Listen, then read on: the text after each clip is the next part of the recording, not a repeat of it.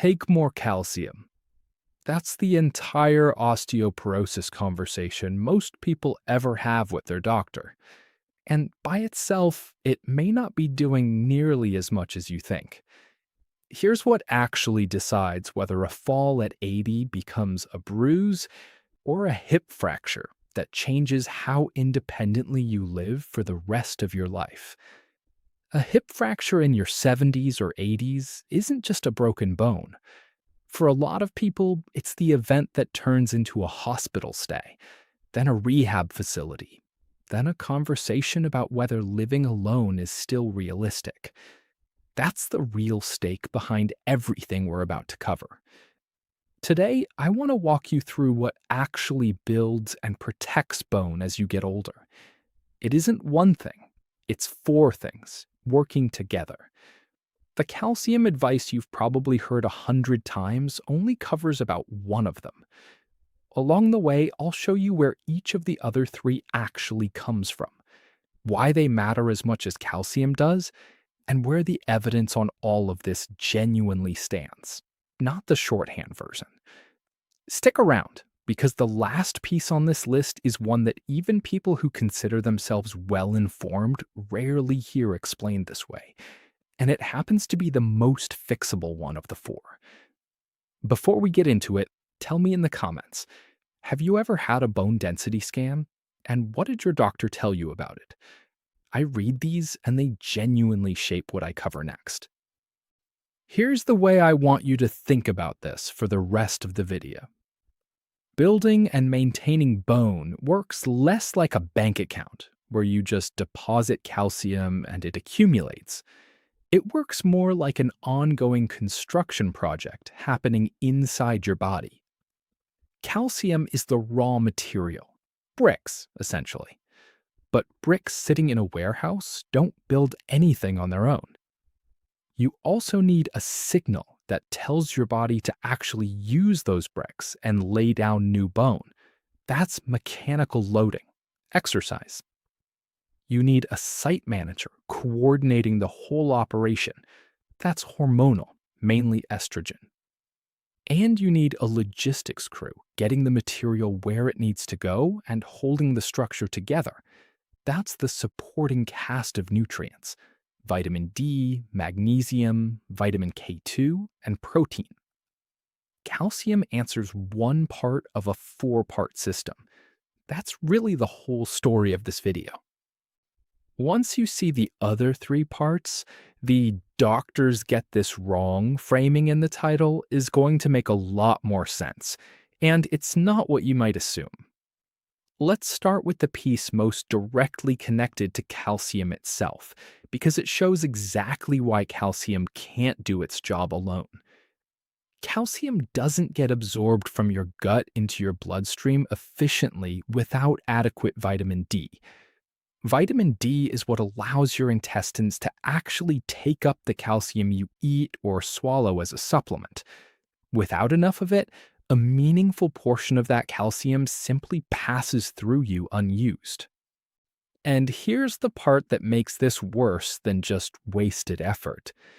When your blood calcium runs low because absorption isn't working well, your body has a backup system.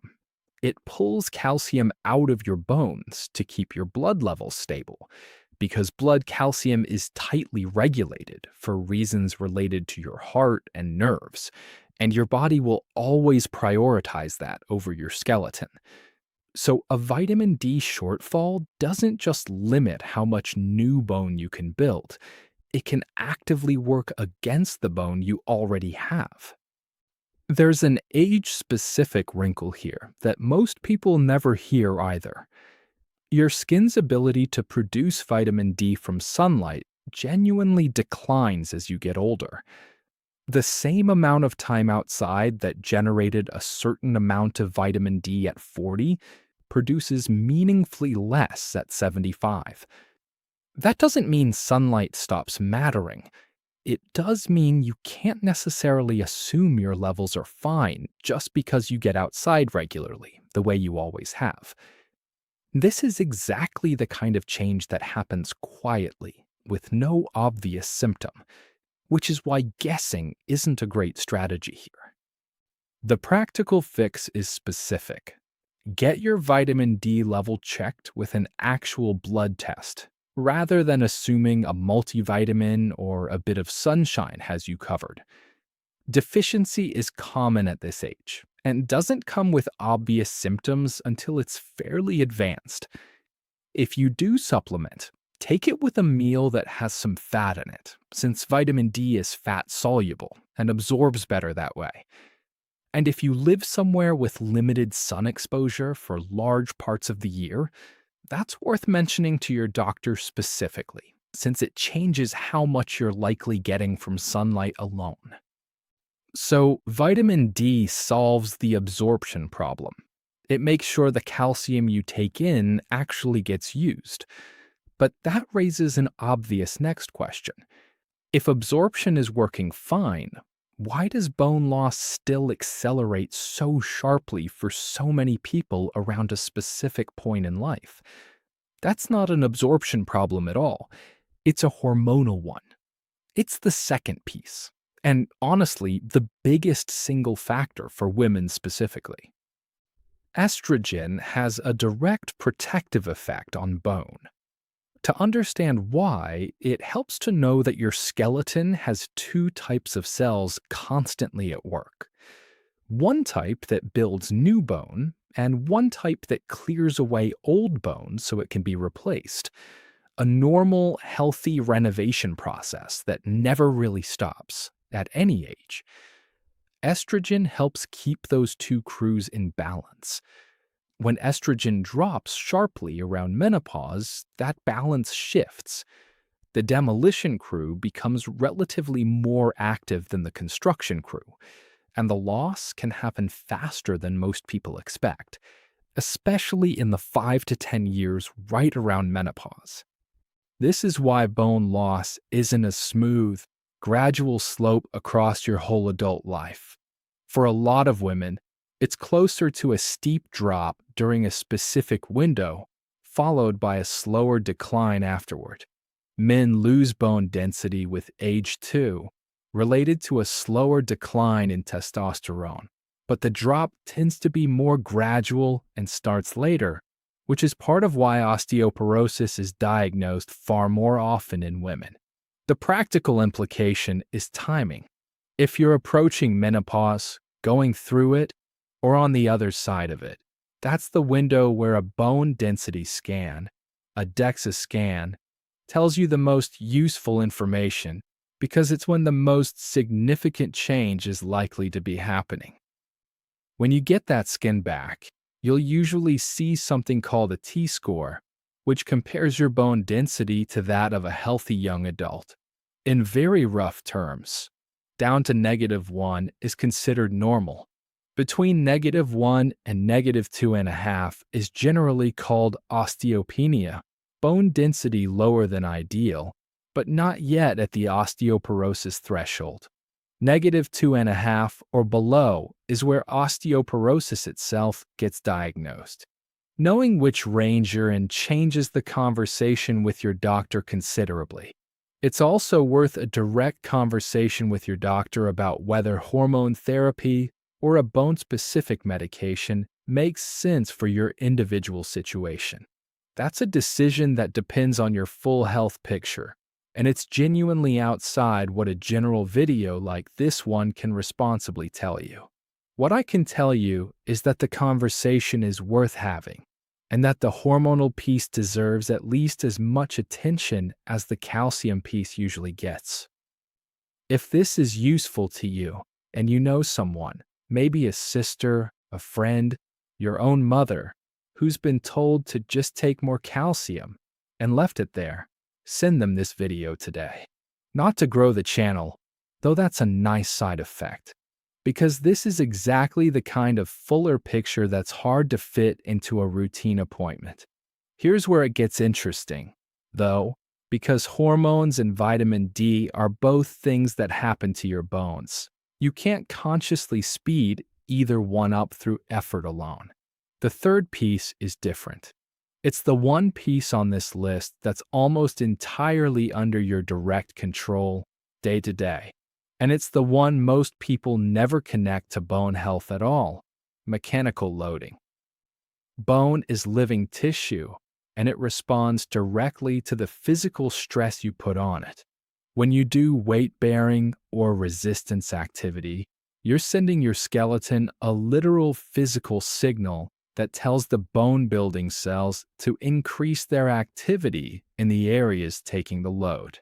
Without that signal, even a body with plenty of calcium, adequate vitamin D, and balanced hormones may not build bone as forcefully as it could, because nothing is telling it that extra strength is needed.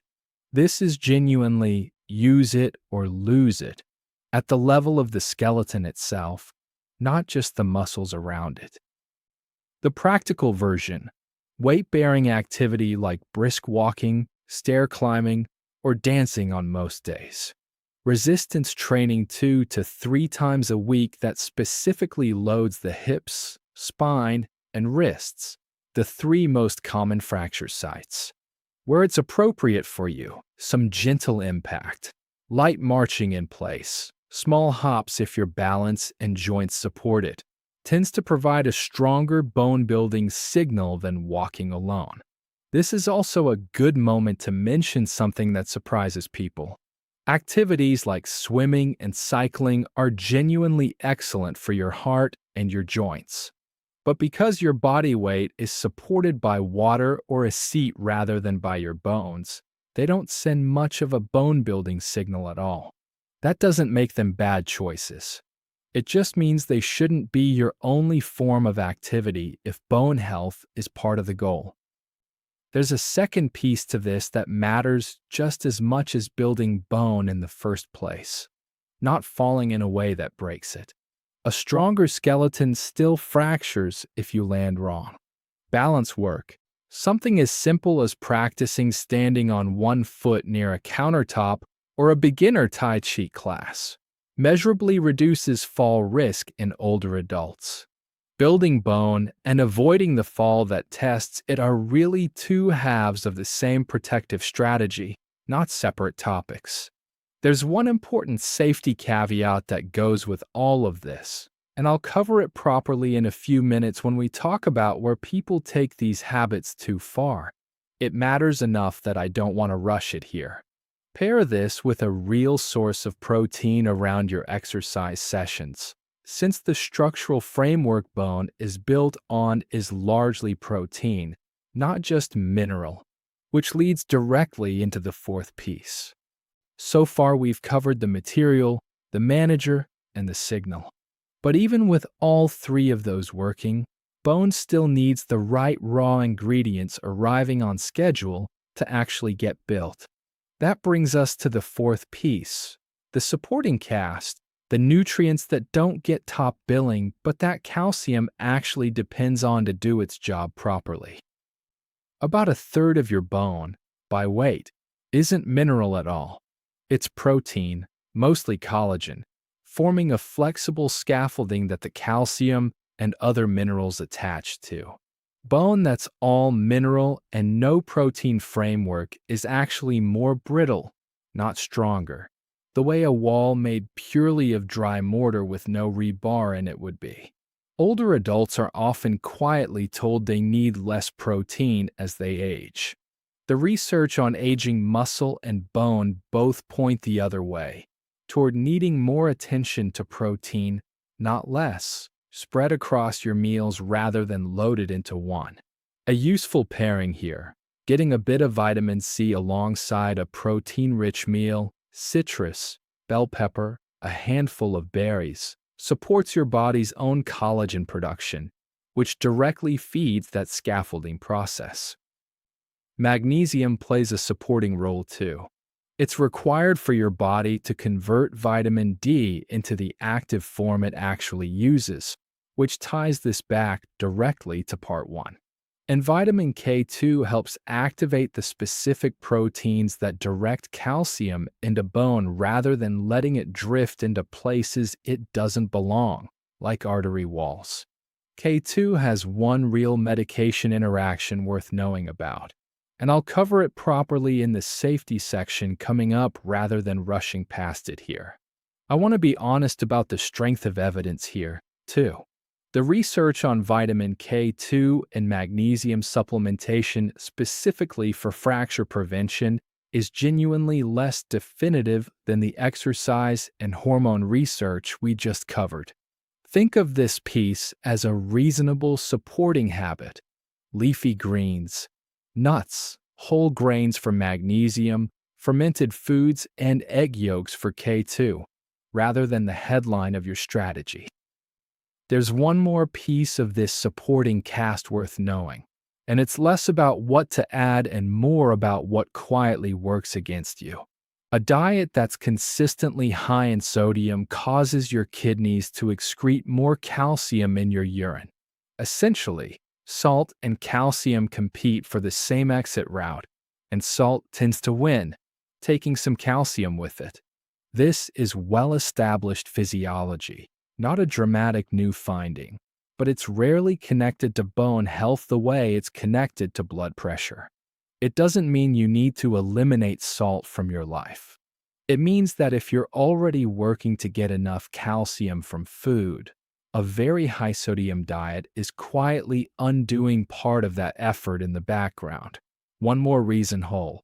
Minimally processed food tends to serve bone health better than packaged food does, independent of the calcium content on the label.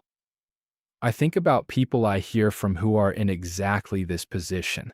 Let's call her Diane, 68 years old, and for close to a decade, she'd taken her calcium supplement every single morning without fail, ever since her doctor mentioned it once at a routine visit years earlier. Her most recent bone density scan showed her T-score had slipped from -1.6 to -2.1 since her last one. Still osteopenia, not yet osteoporosis, but a meaningfully bigger drop than she'd had in the years before. She told me she felt almost betrayed by her own body, because by her own account, she'd been doing everything right. She described sitting in her car in the parking lot after that appointment, running the numbers over in her head, unable to make sense of why 10 years of a daily calcium pill hadn't been enough. What she hadn't done, because nobody had ever laid it out for her quite this way, was any regular weight-bearing or resistance exercise, and she'd never actually had her vitamin D level checked.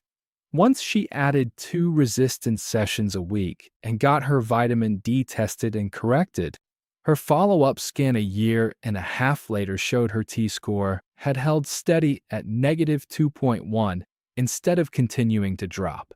I want to be clear, this isn't a documented clinical case with a chart behind it. It's a composite of a pattern I hear about often. But the shape of it is exactly what the research we've covered today would predict. Before we get to your action plan, I want to spend a few minutes on exactly where good advice can go too far and where the actual medical guidelines land, because both of those matter as much as anything else in this video. First, the exercise caveat I flagged earlier. If you already have a diagnosis of osteoporosis, a history of falls, or significant existing bone loss, some movements, particularly spinal twisting or forward bending under load, can carry real fracture risk rather than benefit. That's a case where working with your doctor or a physical therapist to design the right kind of movement for you specifically matters more than following generic advice from a video. Second, the K2 interaction I mentioned. Vitamin K2 interacts directly with blood thinners like warfarin because of its role in the same clotting pathway those medications work through. If you're on a blood thinner, talk to your doctor before adding a K2 supplement. That's not a formality. It's a real interaction worth taking seriously. And now the title of this video. Doctors get this wrong. I don't want that landing as an attack on your doctor, because that's not actually what's going on here. In 2018, The U.S. Preventative Services Task Force, the government-backed panel of physicians and scientists that reviews prevention evidence and issues the guidelines your doctor is actually trained to follow, reviewed the evidence on low-dose calcium and vitamin D supplement pills, specifically in generally healthy postmenopausal women without a diagnosis of osteoporosis or vitamin D deficiency. Their conclusion carries what's called a D recommendation grade, which is worth explaining because the letter grade itself gets thrown around without context. It doesn't mean the evidence was bad or the study was flawed. It means the task force reviewed solid evidence and concluded there's no meaningful benefit for that specific use, which is different from "we don't know," that gets an I for insufficient evidence, and very different from actively harmful. In plain terms, they found that supplementing with 1,000 milligrams or less of calcium and 400 international units or less of vitamin D, roughly what's in a lot of standard over-the-counter combination pills, did not reduce fracture risk in that specific group. It also came with a small increased risk of kidney stones. I want to be careful about what that does and doesn't mean. It doesn't mean calcium doesn't matter. Everything we've covered today shows that it very much does. It doesn't mean vitamin D doesn't matter either. We just spent several minutes on why it's essential for calcium to work at all. What it means is that a low-dose pill, treated as the entire strategy on its own, without the exercise, the hormonal piece, and the rest of the diet around it, genuinely isn't enough. And the evidence backs that up specifically. The "doctors get this wrong" idea in this video's title isn't about your doctor being misinformed. The actual clinical guidelines already reflect this finding. It's that "take a calcium pill" became the shorthand version of a much longer conversation, because a 10-minute appointment rarely leaves room for the 4-part explanation we just went through. That gap between the full picture and the soundbite version most people actually hear is what this video has been about.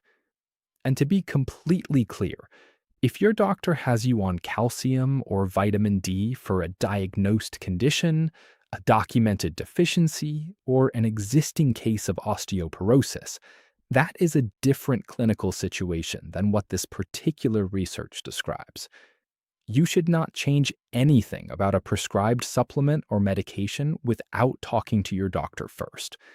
Nothing in this video is a reason to stop something you've been specifically prescribed.